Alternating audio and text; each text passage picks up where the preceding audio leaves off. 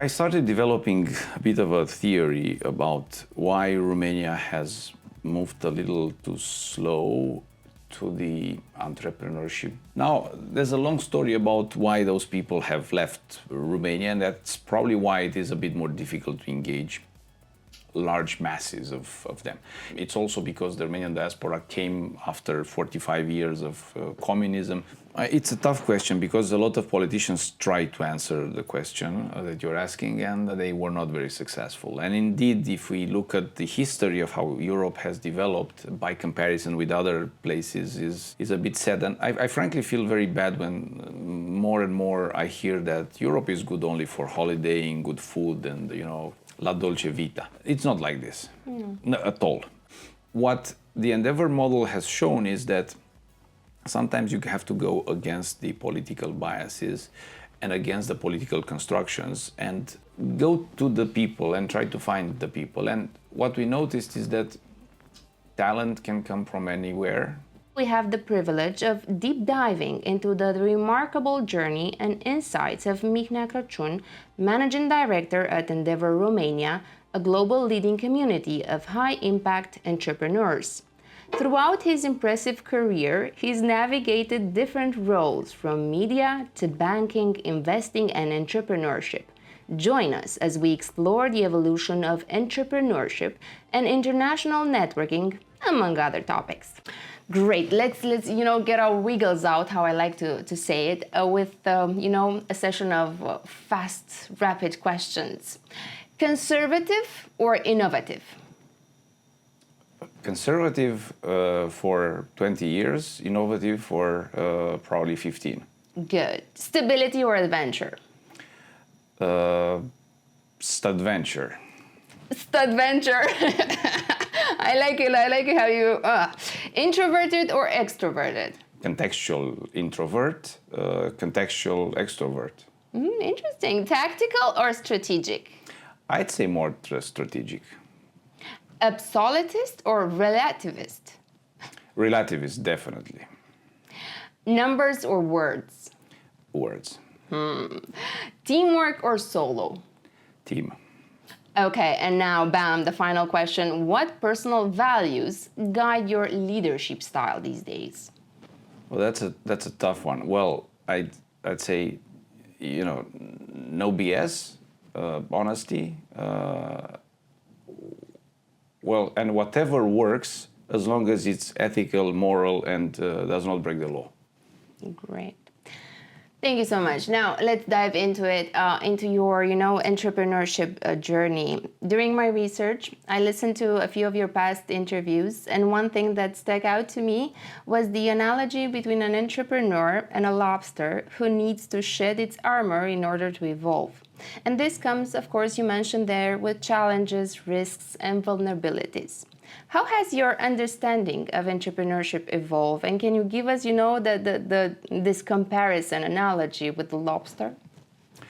I think my experience with entrepreneurship goes back to, and I never realized this until I started my entrepreneurial journey outside the corporate world.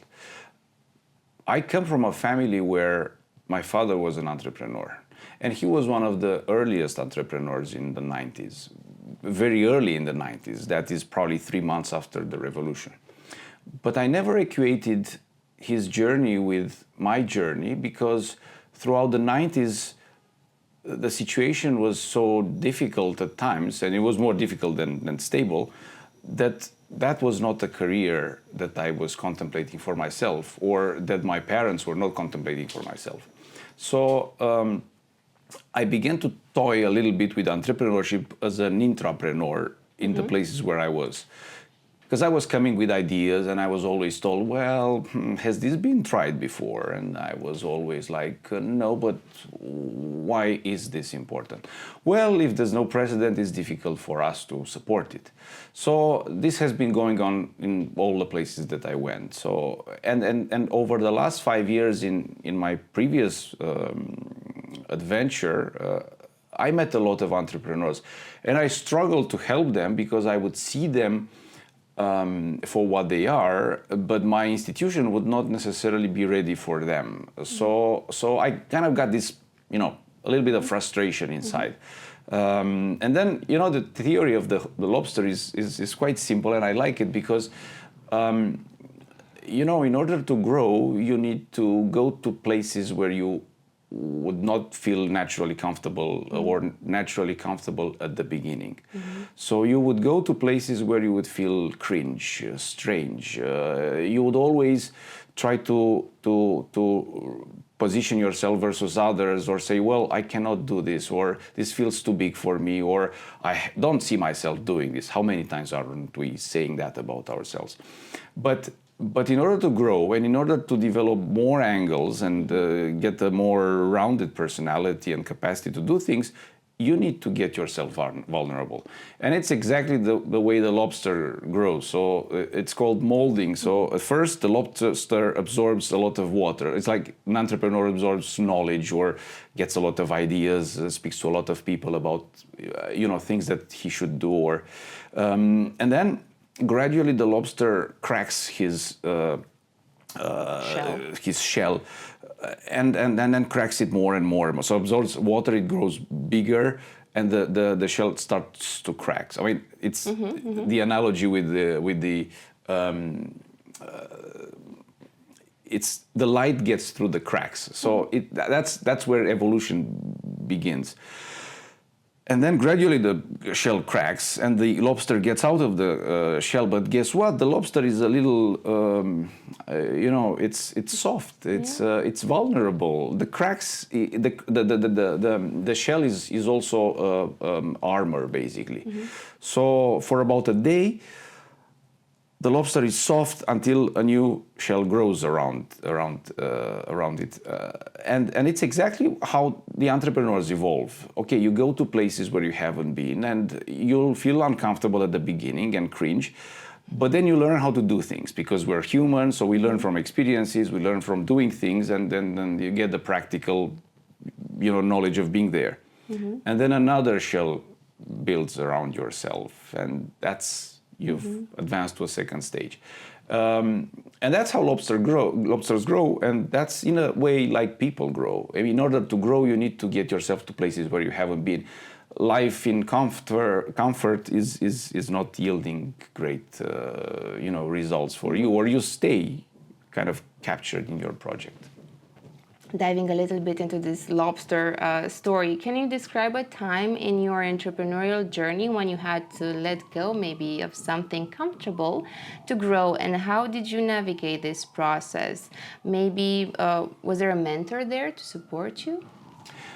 Day one, right? Because before I started, I was always thinking and planning ahead, and this is what I'll do, and this is for next 100 days, and then the first 100 days, and then the first year. But from day one, I was like knocked on my head with a hammer. So every plan is great until you get a punch in your face. So that was the first time. Oh my God, I'm alone. I need to grow this. I wasn't fully alone because I had this amazing team of board people who were kind of warming up to the idea, and then they supported me. But there was literally nobody to ask, okay, so yeah, day one, what's next? What do you do first? There are so many avenues, so many things to do. And of course, you need to raise money, you need to grow a brand, you need to build awareness, and you need to find the entrepreneurs that you want to help.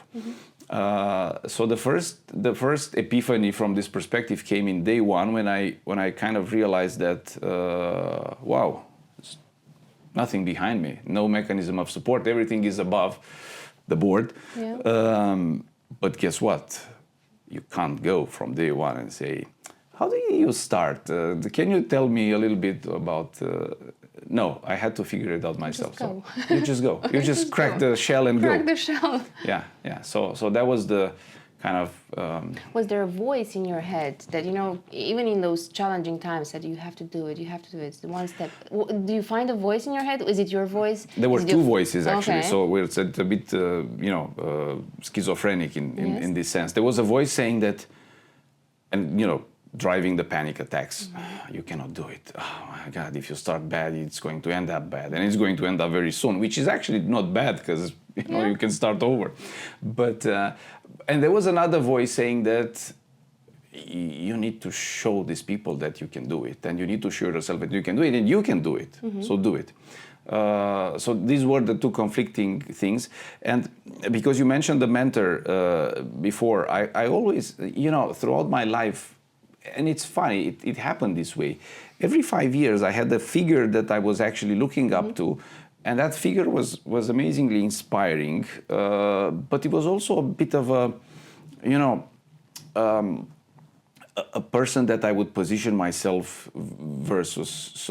So people that know me know that I have a way of interacting with them, even if they are my mentors or there are people that I learn from. I want to put my foot in the door. I mean, I'm not just taking. I want to also give. So, and sometimes so the relationships with mentors is a bit of a tough love, but it's tough love from both sides. I mean, I'm not an easy person to love. Right? Putting it out there. Yes, exactly. Putting it out there. I'm a difficult person sometimes. But and every 5 years in my professional life so far, but also in my personal life, because then you get into discussions about, okay, how do I lead my life? There are all these challenges, and as we grow, the challenges become both personal and professional. But every 5 years, I had a figure that I was looking up to and had the luck to be close to, and I learned quite a lot. And then I would always have, as a go-to person, okay, I am troubled by this or that and the other, and how do I do it? How would you do it? And having such a person in your life, probably it's better to have more persons like this, but having a person like this in your life is incredibly reassuring a little bit, and it builds confidence that, okay, there's always somebody you can turn to. There's always somebody who maybe has figured it out before. So it is in a bit, that's what reciprocal coaching is in a way. Who is one of these mentors? I feel like you're giving us a teaser. You're not giving us the full story. Can you name a name? Is it somebody, in the ecosystem? Is it outside the ecosystem? Do you feel comfortable, saying it? No, there's no secret. And of course, what happened in the past is in the past. But when I started, I had a very close relationship, and I had a very open dialogue with Marius Ștefan, who was the first chair of Endeavor Romania's board, and one of the people I knew way before Endeavor and had worked with before. So he was the go-to. He was the person that had all the answers. And after a while, there was another person adding to this list, and another person, and then most of them were from the world of entrepreneurship or of the company. So after Marius, there was Varga, and every step of the way, I had somebody else that I could actually turn to and get inspired by or get advised by. Is Romania currently an early adopter of comfortable movements? And particularly, I'm thinking about, the mindset of tech talents who maybe may hesitate to pursue entrepreneurship. How do you feel it? I started developing a bit of a theory about why Romania has moved a little too slow to the entrepreneurship vibe. And there are several reasons for this, and suddenly we become serious because we're talking about serious matters. I think for a long while we had a financial culture which was dominated by banks. And in a way, the entrepreneurs had to present themselves in such a way that the banks understand them. The other actors of the financial market, investment funds, the stock exchange, but angel investors were only coming in the picture very late. very late as compared to other geographies. In Romania, we started having external funds operating in the country in the 90s. But until probably these days, or 2018, 2019, we didn't have a lot of funds operating out of Romania. So the fact that this didn't happen, but very late, made a lot of entrepreneurs, as I said, working in the pace of the banks understanding them. So and that would also create this public image that the banks are bad, they are asking this and that and the other, and your mother and your father and everybody. And that you would not be able to satisfy the banks. But the problem was that the banks were doing exactly what they should have done. The problem was that there were no other people or other entities or other options for entrepreneurs. So that's why tech has developed strongly after 2015, 16. So the UiPath story was very good because it kind of happened against the setting of the local ecosystem. And then, of course, that was the kind of snowball that became bigger and bigger and bigger. And now I have to say that entrepreneurship is a bit more of an option than before, because back in 2010, for example, you would say, look, you must be crazy to start something new. You must be crazy to start something which is, so difficult, because you need to mortgage your house, again, for the banks to have enough security to give you the money.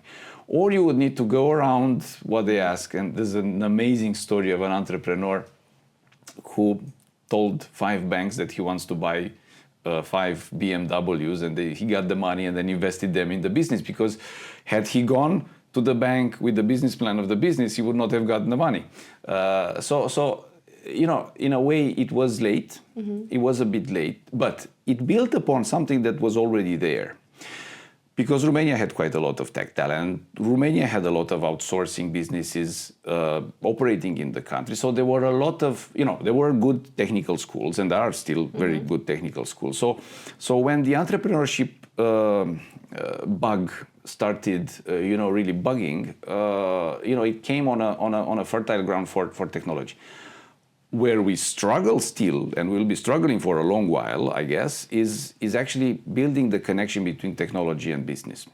Because much like an ecosystem that has evolved, by building islands, a tech island, a business island, a humanitarian angle or island, you need to connect all these dots, because those people are not necessarily and not naturally coming together, which is why we have amazing tech talent these days, but we're only now beginning to learn marketing, sales, promotion. How do you actually sell your product?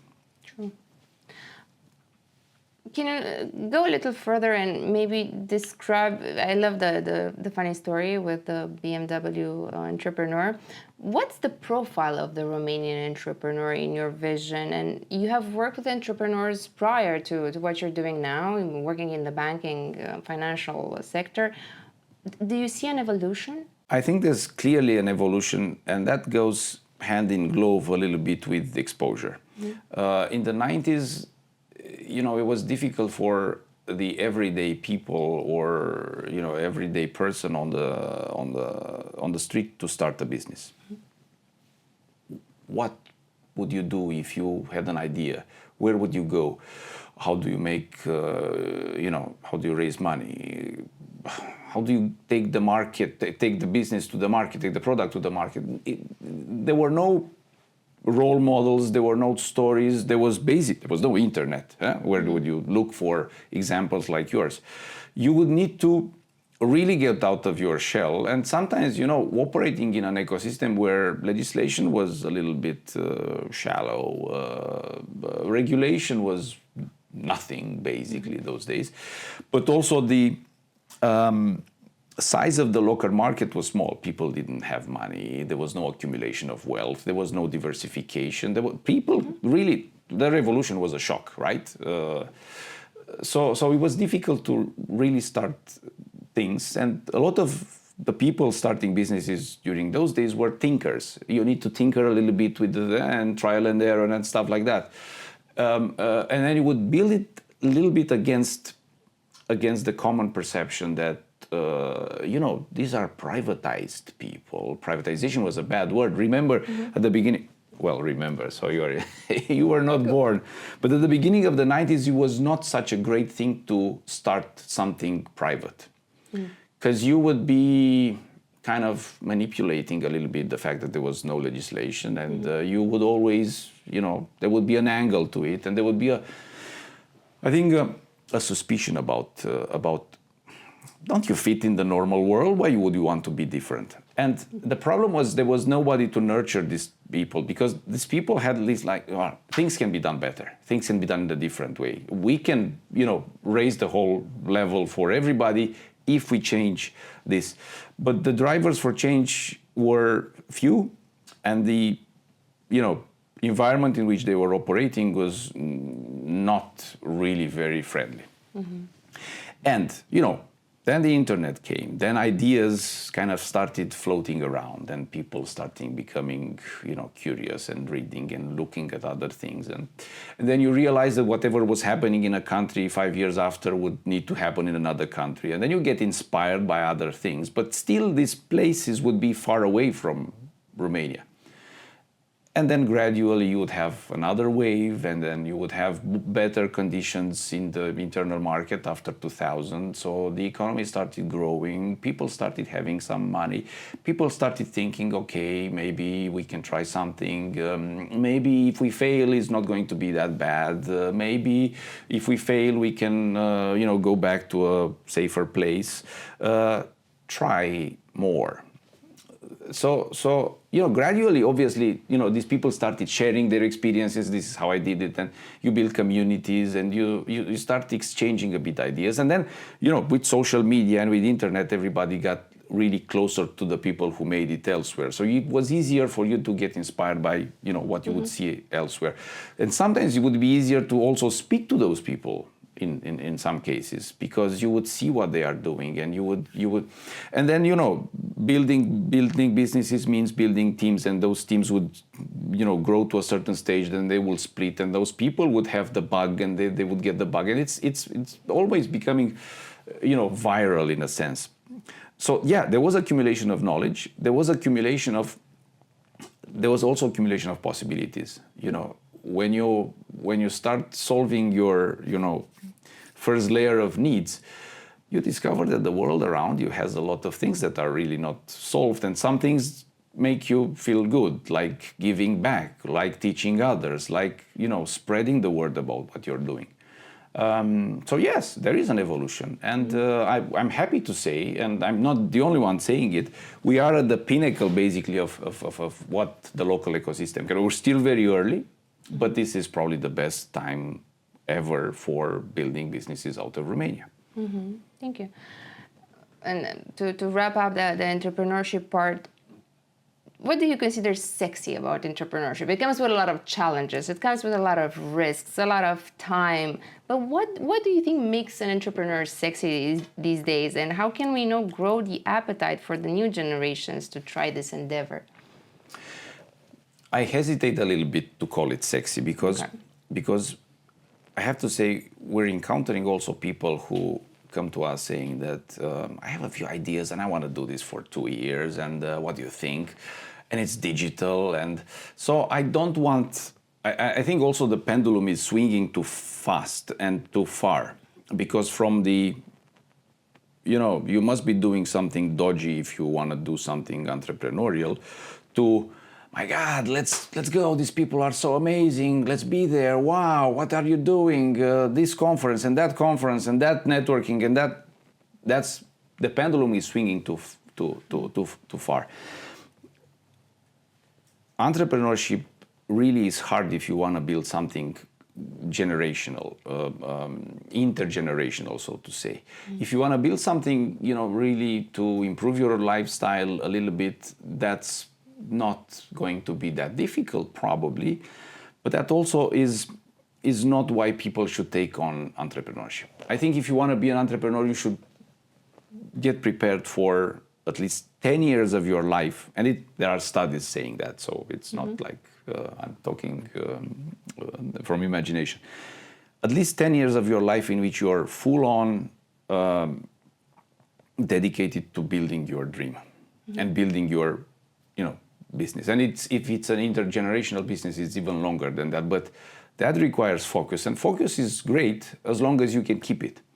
So that's why I'm saying it's not that sexy to be an entrepreneur. It's amazingly rewarding because every day is it's a new challenge, and there are fires everywhere. Or as I say, the boat is leaking from so many places where you cover one, water gets into another place. And it's kind of that keeps the adrenaline up and challenges up, but this is not sexy. I mean, sexy is like deciding when to wake up, what kind of coffee would you like to have, or what kind of activities would you like to do over a day. But that's comfort already. So entrepreneurship is not comfort. I think the comfort comes from a mental switch that happens when you start seeing other people being inspired by what you do, and then you say, well, maybe I didn't live in vain. Thank you. Now, moving forward and, talking about endeavors and your mission in the following decade, can you walk us through the development phases of Endeavor setting footprints in Romania? Maybe, share about the growth in numbers and even a success story, an example of what you have achieved in the past years. It's been for 3.5 years, right? Yeah. It's too early to say we've been successful. I think we are we got product market fit. So, I think that's the most important thing that you start with. Because when we started in 2021, I have to say, and this is a pretty personal thing, I got a lot of people telling me, you're a banker, you will never understand entrepreneurship. And, talking about these voices. But then at the same time, I was a little bit, my perception about the entrepreneurship ecosystem was filtered through social media, where you would have a lot of people coming and saying, we've done this, we're amazing, we're growing like crazy. So when I started, I was thinking that, wow, I need to build a team around me because we will have so many entrepreneurs that we can select, i.e. high impact entrepreneurs, high growth, 7 figures revenue, 8 figures fundraising, that and you can say, well, you haven't done your homework before very well if you thought that was the situation. But I genuinely thought, these people, the people are there, and indeed the people were there. But guess what? They were probably 1 or 2 years or 3 years, a little bit ahead of time. So when I started, I thought we will have difficulties in deciding who to select first. And then there were a lot of smart people in the ecosystem, like Dan Lupu, for example, or Malin, who started laughing when I would tell them that story. And they were like, well, be patient. Be patient. Temper down. And temper down because there's a lot to work with. Yeah. But it's like building pottery. The clay is there, but it needs to be shaped in such a way that becomes really something you can put in the fire, and then it lasts hundreds of years. So when I started, it was really, there were no low-hanging fruit. There were a few low-hanging fruit. I think we picked them rightly. But I think the challenge was, okay, how do you grow the fruit that were actually higher up, or the one that just started, the flowers were just blossoming. So, turning into fruit is a different story. So I think this was the biggest challenge at the beginning. And also, because you start early, you start in an ecosystem which is very early, decide at the beginning, okay, who are the people who, 5 years from now you would see really as having an impact over everybody. And that was the most challenging thing, because that is not necessarily something that the business school or the experience tells you. Is more like, how do you feel those people? What's driving them? Yeah. It's interesting following in the Endeavor Romania's journey, and of course in Europe as well and globally. I see this balance, this focus on growth, sustainable growth, and I'm curious, how does exposure to business that have scaled globally, for example, influenced your definition of success, of growth? It's a good question. I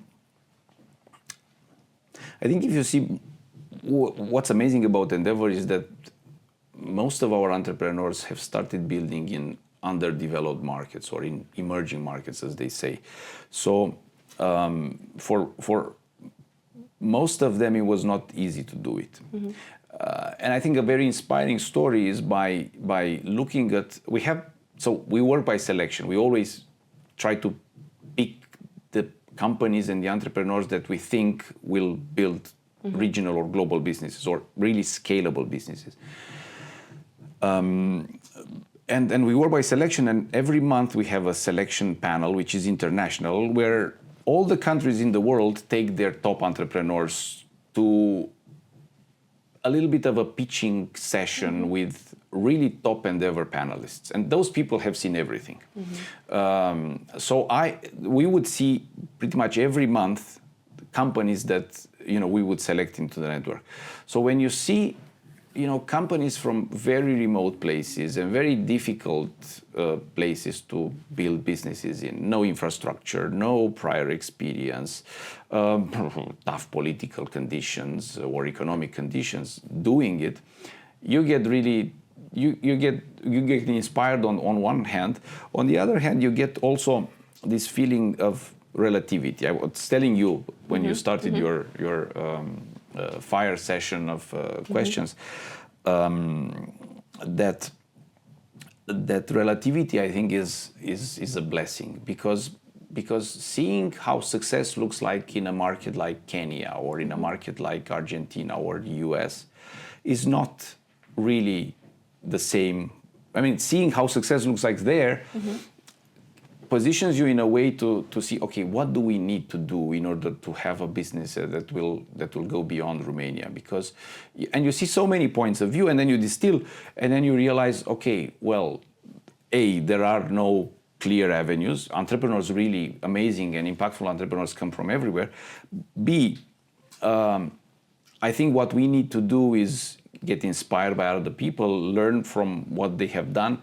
We say, and it's something that we always say, avoid the mistakes that other people make. Make your own mistakes, because sometimes you need to make mistakes in order to grow, but try to avoid the big ones that you can only avoid by talking to people who have done those or who have made those mistakes.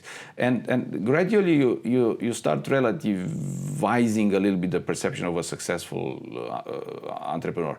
And I think these days we have so many definitions of what success is, but to the point that they become personal. I built a great community around me. I inspired a lot of people to do it. It's what we call the multiplier effect. That's what success looks like. Or, this community builds upon a business that is expanding globally, and, our top line increases like crazy. That's success. But I think, you can't have good people and success only measured in financial terms. You need to also measure in a different way. I'm curious. We talk about networks. We talk about accelerators, programs, and different. To have you here, I want to ask you these questions. Like, what is the most common question people ask you about Endeavor Romania, and is there something you want to clarify about what is Endeavor Romania? We struggle sometimes to explain what we do, because we started as a community of support which was populated by entrepreneurs, and that hasn't changed. But then we added an investment fund, and that complicates a bit things. So we are still a community of entrepreneurs, investors, operators, large corporations, senior business leaders who are all trying to spot the next generation of entrepreneurs and help them grow and help them grow and inspire the next generation. So it's a very sustainable model in this sense because it's based on humans.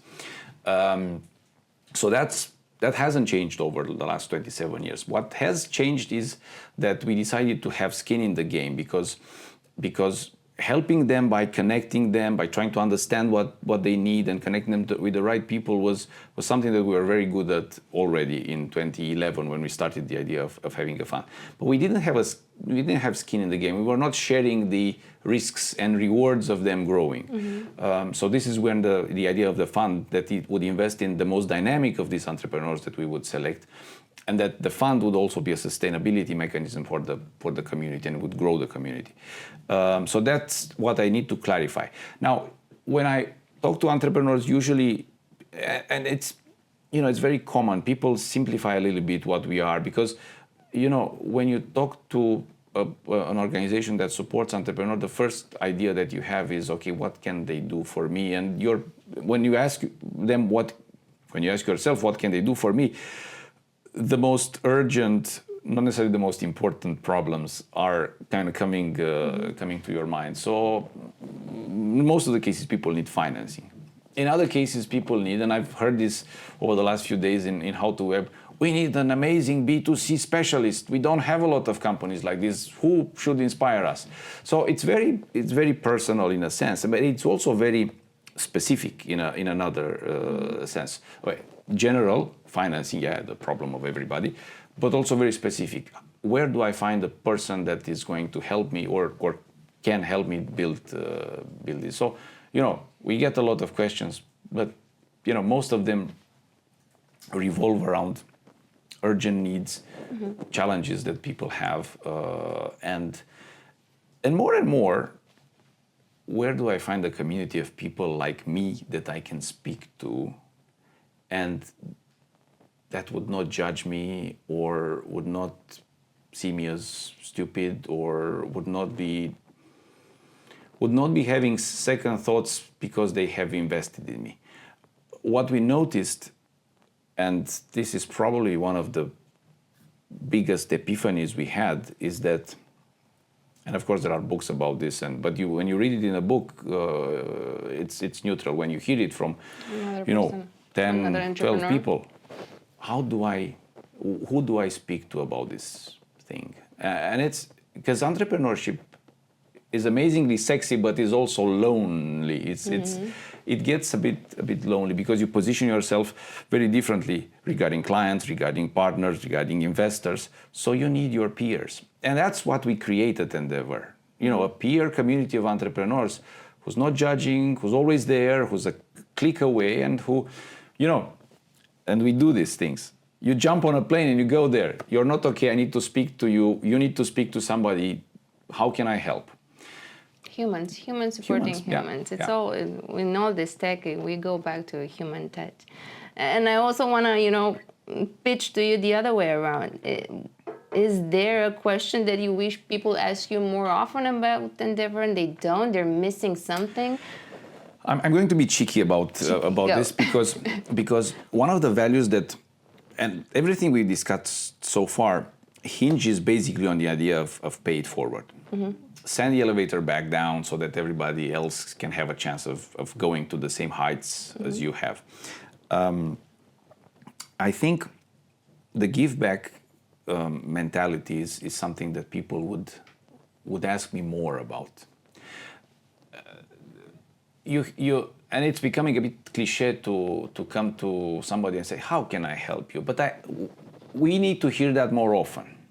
And then we need to hear that more often from people who have had successes, who have mastered a certain domain and sector, and who are at the top of their game and say, look, it's actually not that funny to be alone here. So we need to teach more people how to do it. And we do that by giving time, knowledge, and money. I would want people to come to me more and say, I have knowledge to give, I have time to give, I have money to give. Would you be the conduit for all these things? Because Endeavor is such a great place where you have access to all these entrepreneurs who need this type of resources. Yeah. Funny thing is that this is something that I also ask about certain people, and a lot of them, of course, they say like, you know, the resource, the most important resource that actually I have is my time, and their time is so limited. They rather, you know, some give money than give their time because they're so like on that hamster wheel of growth. They can't step out of it to help somebody else. But yes, you know, we have to be patient. It's an emerging ecosystem, and it's gonna come. It will evolve. You talked about the Endeavor Catalyst, so I want to tap a little bit into this topic. And also, you're an angel investor. You're not public about your angel investing, but I want to hear what strategies do you think can be implemented to attract more international investors in Romania, you wearing the hat of an investor. And are there now particular sectors or innovations that you believe hold the most promise for attracting foreign capital here in Romania? It's several questions and several avenues. Yeah. And let me take the we need more investors. Yes, we need more investors. But I would not say we need more investors in the number of investors. We need quality investors. We need people who have done it before, who have seen other things. And in fact, what we need is to communicate more and link these bubbles that tend to be sometimes national bubbles. And somebody needs to poke holes so that these bubbles kind of converge into one bubble.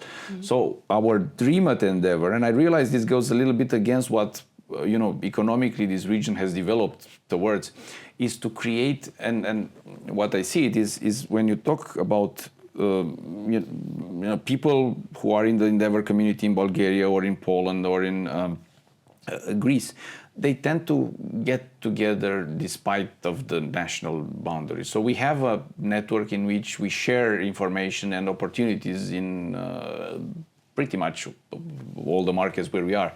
I think we need to do more of that in Romania, because we are also realizing we're not the only bubble here. There are several bubbles. Sometimes somebody needs to connect all these bubbles in a meaningful way. Now, when you talk about the sectors, I think technology is still a forte of Romanians. And I think, if you want to build a very large business out of Romania, it has to be either a tech business or tech-enhanced type of businesses. I actually would love to see more Romanian products which are not tech outside of Romania, or developing into regional players. It is more difficult. But I think it's not impossible.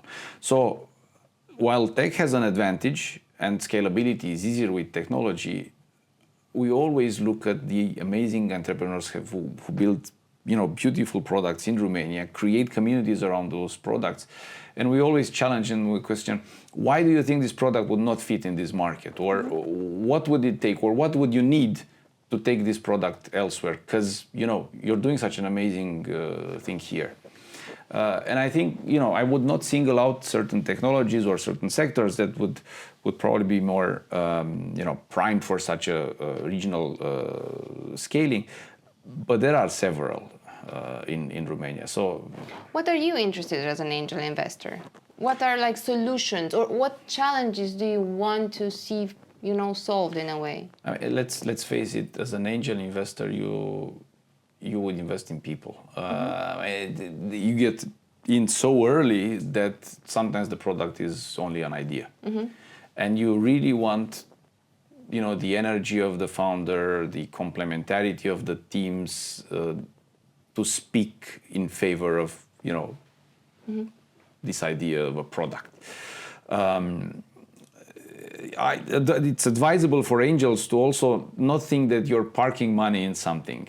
Angel investors, as the movement started in the US, I think in the 80s, 90s, started from people who really wanted to give their knowledge in such a way, but also understood that founders also need a little bit of money.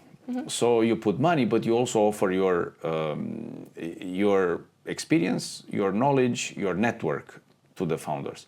It's not like, I've invested in these guys, they are doing such a great job, I don't know about them, I don't really understand what they are doing. So you need to invest in the things that you know about, and you need to invest in the things that you can help grow. If you don't do it like this, that kind of defeats a little bit the purpose. Because at the beginning, the founders need a network of people around them to underpin the construction. But still, sorry. I'm curious. You have a financial background. Is it fintech? Are you going into fintech? Having said that, my first angel investment, which was in Druid in 2019, was in something that I was not really people. Getting. It was about the people. It was about people. I mean, yes, of course, but I still struggle a little bit, and part of my personal give back pledge toward this company, now an Endeavor company otherwise, is that I have not given enough there, because I was, it was my first time. I wanted to understand a bit more. Sometimes you do things because of that. If you don't have some skin in the game, you would not probably get so much involved into trying to understand what the product does. So at that point in time, I did it more because I wanted to understand more, and I had this amazing chance of being close to the founding team and to some of the funds that invested at that point in time that I invested. But then I started thinking,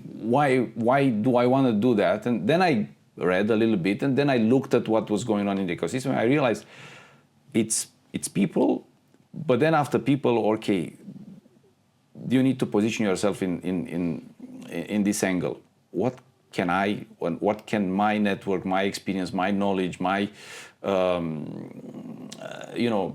capacity, in what capacity can I be useful to that person? It's not only money. I mean, money in this world, people say getting money is easier than getting smart money, getting money and a little bit of sweat, money and a little bit of knowledge, and money and advice. I think that's the combination that you want to see, at work as an angel. The ecosystem in the region, because let's talk regional now. It's not only Romania. We have to talk about Central and Eastern Europe. We have to talk about Europe, and the full picture is that we do have a lot of amazing talent here. We do have investors. Of course, we need more and more investors, more talent, more education.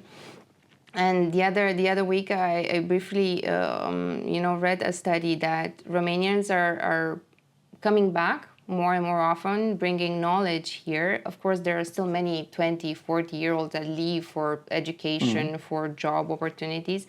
And I know also that Endeavor, there was an Endeavor study that showcased the traits of successful entrepreneurs.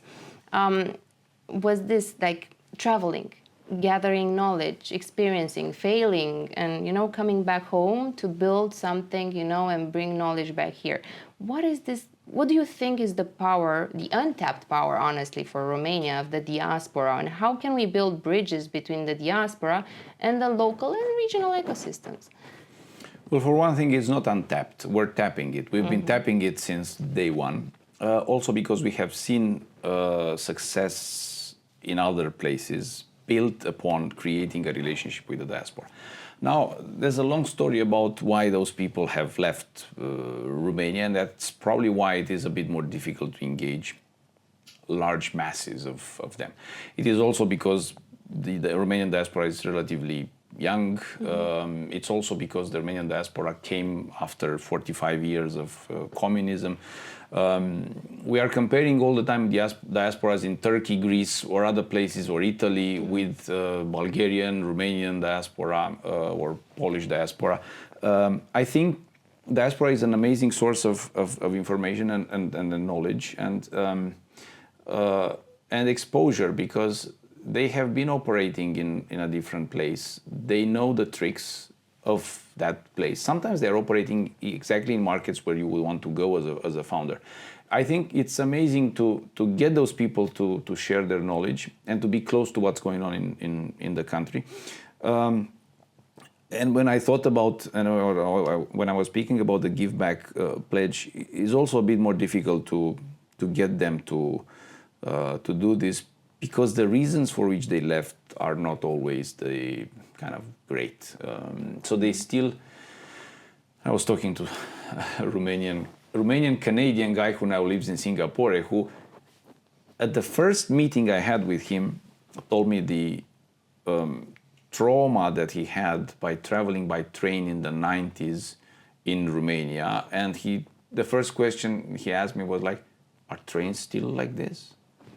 So you can see why sometimes people are not so easy to. It's like the lobster. You need to crack a little bit the shell in order to get to the to the juicy part about them. Because I think most of the people want to help, and it's in human nature to do so. But they need to shed a little bit away the perception that it's been a while since things have changed here. It has, and it will continue to grow. I mean, we have this word, it's like emerging market. And tapping into this, how do you perceive the role of collaboration and mentorship among even Central and Eastern Europe? You mentioned Bulgaria, Romania, Poland, taking these countries into account, in fostering innovation and entrepreneurship. I remember this map of Endeavor Global. It was this unicorn. And it was like this, a big chunk, America innovation. Somewhere was India and China innovation. And then the head was Europe. It was full Europe. And Central and Eastern Europe is like a small chunk of that. How can we grow together? How can we support each other, build bridges, which it will, of course, innovate the ecosystem, but it will also support our countries. It's a tough question because a lot of politicians tried to answer the question that you're asking, and they were not very successful. And indeed, if we look at the history of how Europe has developed by comparison with other places, is a bit sad. And I frankly feel very bad when more and more I hear that Europe is good only for holidaying, good food, and la dolce vita. It's not like this, no, at all. And I always struggle with this. What the Endeavor model has shown is that sometimes you have to go against the political biases and against the political constructions and go to the people and try to find the people. And what we noticed is that talent can come from anywhere. Ideas can come from anywhere, and at the moment you put those ideas in a big ball where those ideas can meet other ideas and other ideas and other ideas, you get really this amazing flavors combining all together. But this is done because of the people, not because of the systems that operate beyond those people.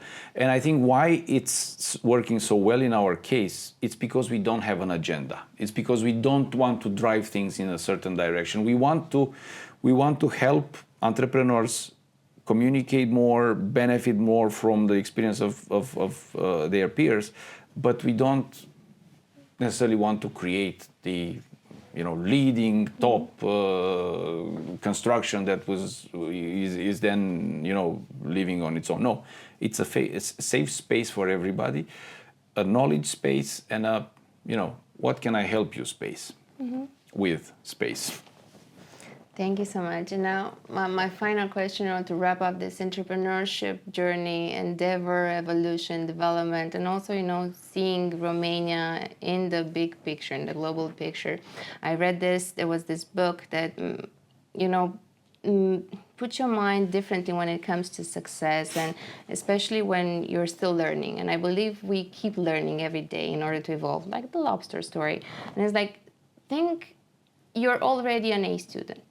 You don't have to earn you don't have to know where to get your A. You already have it. You earn it. How are you gonna keep striving to be worthy of that A? So with this in mind, looking ahead 3 to 5 years as an entrepreneur, what specific changes would you like to see in the local, regional, and even international communities as a result of what you do now, giving time, putting the right people together? And how do you envision your impact in shaping local, regional, international, ecosystems? It's again a number of questions in the same place.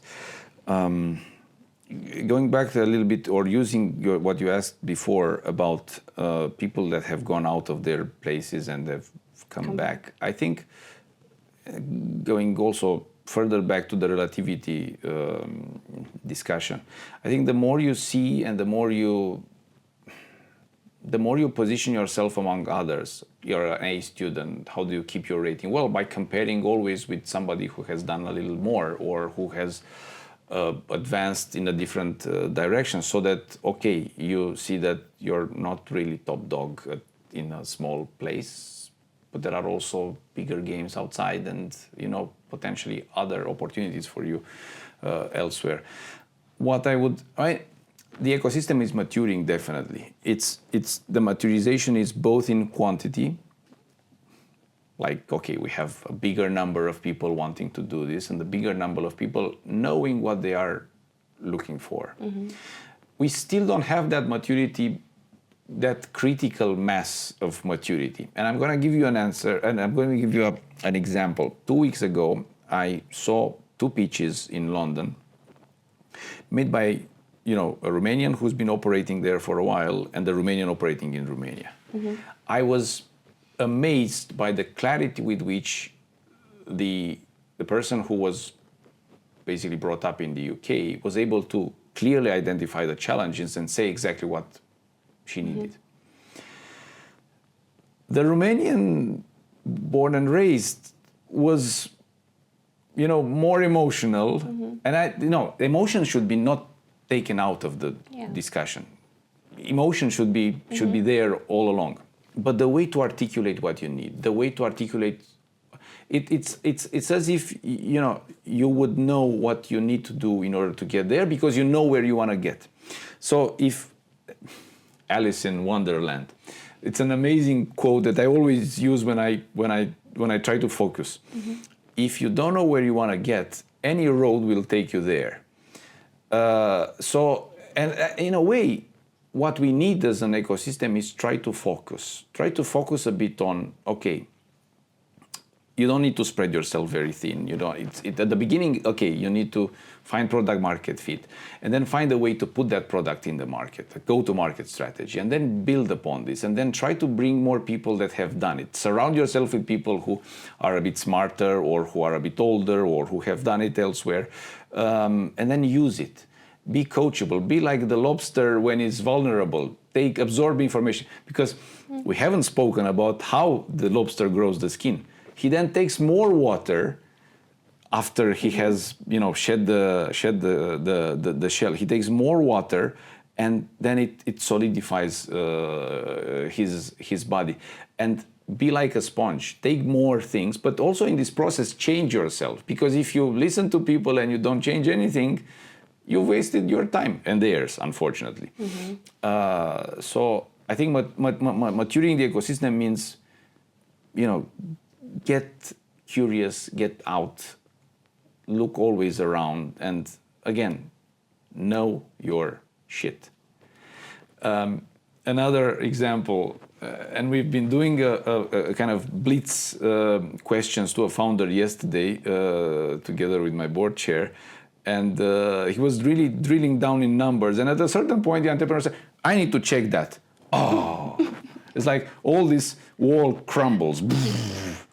No, you need to have those answers. I mean, if you know where you want to go, you need to have all these answers. And it's just preparation, focus. Focus and preparation. Well, that's a wrap. That's an amazing, putting out their statement and advice, recommendation for founders. Be more focused, strive to hit perfection, not just do something, but like go there, do it, be passionate. But don't be mad about perfection, because then we get into a lot of bad things that come from this. Fear, and it will stop you not doing it. Also, if you don't reach it, you will feel bad about it, and you will feel you're not worth it, and that's not something that you should. Not good for an emerging ecosystem. Yeah. Definitely. That's a wrap. And if you're just as passionate about innovation as we are, hit subscribe for the Recursive Podcast on your YouTube or your favorite podcast platform. We're everywhere.